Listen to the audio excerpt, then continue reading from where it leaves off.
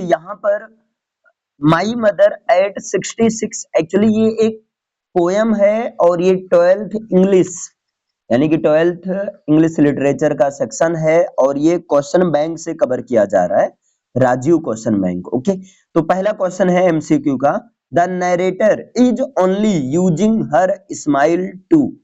Narrator जो है अपनी स्माइल का यूज करता है, स्माइल देता है क्या चीज करने के लिए, कवर अप हर पेन, उसका पेन है ना, कवर अप करने के लिए कि उसका पेन थोड़ा सा कम रहे, मेक हर सेल्फ हैप्पी या खुद को हैप्पी करने के लिए, to make her mother happy या अपनी माँ को हैप्पी करने के लिए, to make her father happy या अपने पिताजी को हैप्पी करने के लिए। अब यहाँ पर आप देखो, इसमें डी ऑप्शन आपको गलत लग रहा है, बाकी पहला भी, दूसरा भी, तीसरा भी सही लग रहा है, लेकिन यही समस्या होती है एमसीक्यू में, एक आपको जो है टिक करना है, भले आपको सारा सही लगे या सारा गलत लगे, लेकिन एक ही विकल्प को आपको टिक करना। तो यहां पर होगा जो मोस्ट अप्रोप्रिएट आंसर होगा, to cover up her pain, उसका पेन कवर अप करने के लिए कि उसका पेन थोड़ा सा कम हो जाए।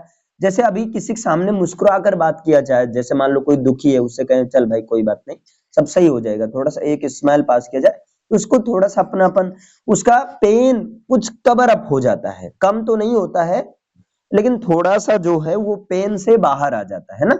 आगे देखिए, स्माइल एंड स्माइल इज, ये जो बार बार आए स्माइल एंड स्माइल इज, ये कौन सा फिगर ऑफ स्पीच है, मतलब कौन सा अलंकार है? एलिट्रेशन, एलिट्रेशन का मतलब अनुप्रास अलंकार, रिपीटेशन, सिमली मतलब उपमा अलंकार, मेटाफर मतलब रूपक अलंकार, तो यहाँ रिपीटेशन है, रिपीटेशन, क्योंकि रिपीट हो रहा है, स्माइल एंड स्माइल, जब वर्ड का रिपीट हो तब उसे क्या कहते हैं?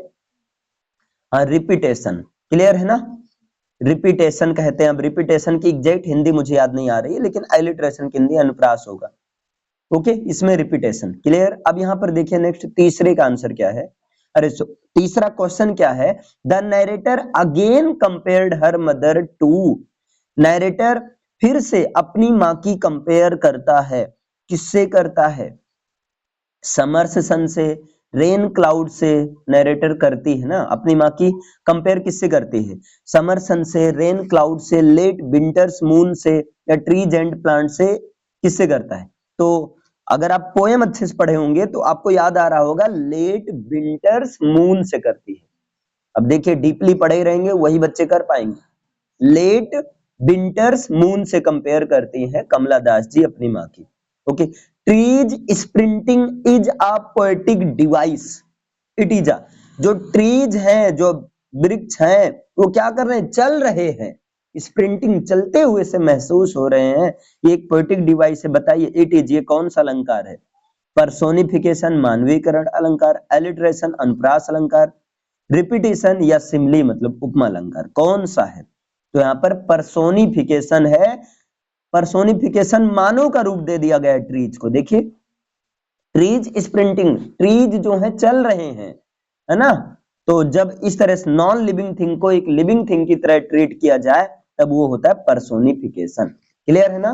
अब नेक्स्ट देखिए, the poetess says that her mother's face as in like a, poetess कहते हैं कि उसकी माँ का फेस बिल्कुल ऐसे हो गया है, एसन की तरह, जैसे कि, अब बताइए एक मिनट भाई, जैसे कि कॉर्प्स, घोस्ट या जो है मॉल नोरिस्ड चाइल्ड या एनामिक पर्सन, क्या होगा? तो कॉर्प्स, एक 100 से तुलना किया गया है उसके फेस को, उन्होंने बताया कि उसकी माँ का फेस ऐसे असन हो गया जैसे कि कॉर्प्स का हो जाता है, 100 का हो जाता है।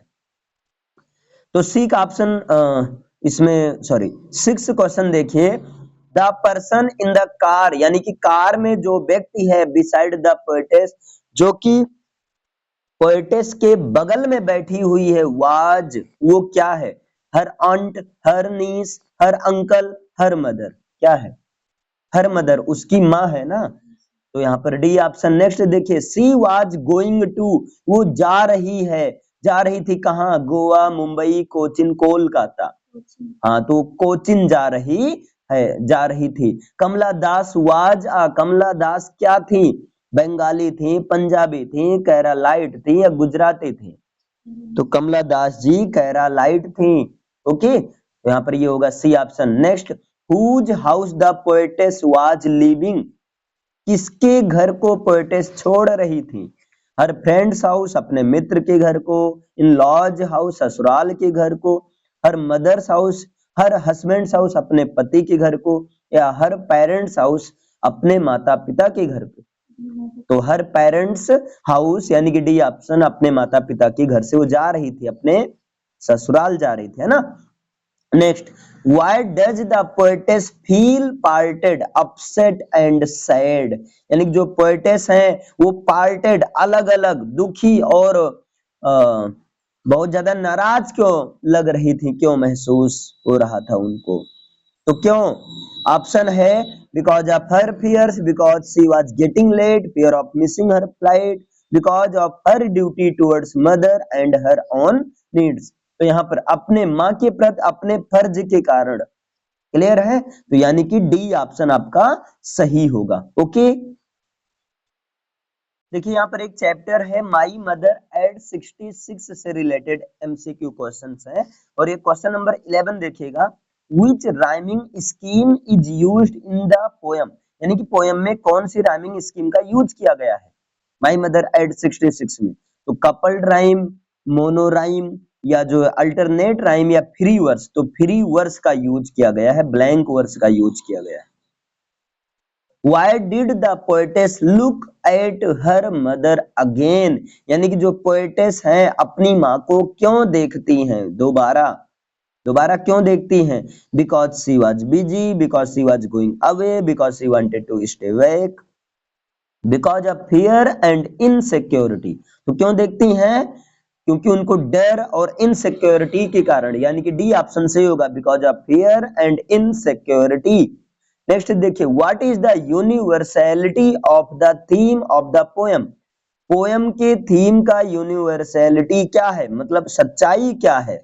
तो सच्चाई ये है, पहले ही ऑप्शन सही है, डेथ इज अ ट्रूथ, मतलब मरना जो है एक सार्वभौमिक सत्य है, मृत्यु एक सार्वभौमिक सत्य है, इसे कोई टाल नहीं सकता है ना। तो ये होगा death is a truth. Next, name the poetic devices used in the poem? Poem में कौन सी पोएटिक डिवाइसेस यानी कि कौन से फिगर ऑफ स्पीच का यूज किया गया है? Metaphor, simile, alliteration, all of these. तो इन सब का यूज किया गया है अलग अलग लाइन के माध्यम से। ओके, देखिए, what is the kind of pain and ache that the poet feels? ये कह रहे हैं कि पोएट जिस प्रकार की दर्द कष्ट को महसूस करती है, वो किस प्रकार का दर्द है? तो वो है लूजिंग हर मदर, अपनी माँ को खोने का डर, यानी कि ए ऑप्शन है। Next, who is the poet of this poem? इस पोएम के पोएट कौन है? तो पोएट है कमला दास, एक्चुअली ये पोएटेस है, फीमेल राइटर है। Next, what pangs did she feel when she looked at her mother? जब वो अपनी माँ की तरफ देखती हैं तब वो कैसा फील करती हैं? तो फील करती हैं pangs of Heartect. Heartect clear है ना, वो कुछ जैसे दिल से दर्द महसूस करने का महसूस करती हैं, हार्ट और एक बन जाता है हार्ट एक। क्लियर है ना ये चीज? तो यानी कि डी ऑप्शन आपका सही होगा। नेक्स्ट है, what was the poetess childhood fear? Poetess के बचपन का क्या डर था? तो वो था लूजिंग हर मदर